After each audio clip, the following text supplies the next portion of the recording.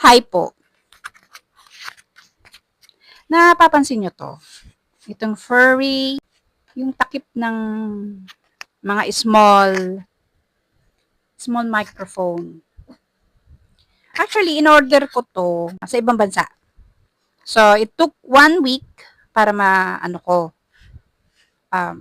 ma-deliver sa akin. So, bago i-deliver, yung seller, sinabi sa akin na out of stock. Pero yung numbers ng stock nila is marami pa. Siguro mga 5 araw din akong naghintay.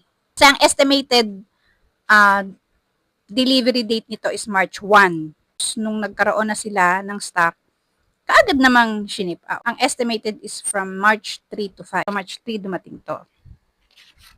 Ngayon, dumating yung delivery rider. Parang nang hinala yata siya na baka hindi ito yung in-order ko. Nag-suggest sa akin na i-cancel na lang. Kasi baka daw mamaya, hindi daw yun yung in-order ko. Nang hihinala siya, baka bogus. Ngayon, nung clinic niya, walang video na lumalabas na for unboxing. Sabi niya, kapain nyo pong mabuti. Pwede nyo naman pong isole o refuse to accept. Tapos pinakita ko sa kanya yung itsura nito. Maliit lang pala talaga. Sabi ko, babayaran ko na lang kasi 1 linggo ko yung inano. Pero syempre, bago ko binayaran, pwede naman ang kapa. Akala daw niya kasi malaki yung in-order ko. Tapos, ang pinadala sa akin is maliit. Binayaran ko na lang kasi nga naman nagwo-worry siya baka pagalitan siya ng boss niya kaya ng supervisor niya. So, nung binuksan ko, sabi ko maliit nga.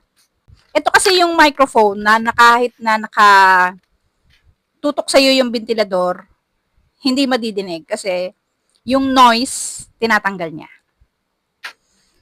So, ayan. Ayan. Kinabit ko na. Nilagay ko na siya dyan. So, okay naman. Kasi sabi ko nga dun sa rider, preferred seller naman siya. Ang ganda naman silang kausap. So, ayan. Tama naman yung pinadala sa akin ni seller. Bakit kaya?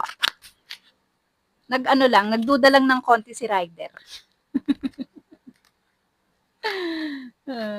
Kinabahan siya ng konti. Kinabahan siya ng 20. Pero nung pinakita ko sa kanya na preferred at saka maliit talaga, yun. Binayaran ko na lang.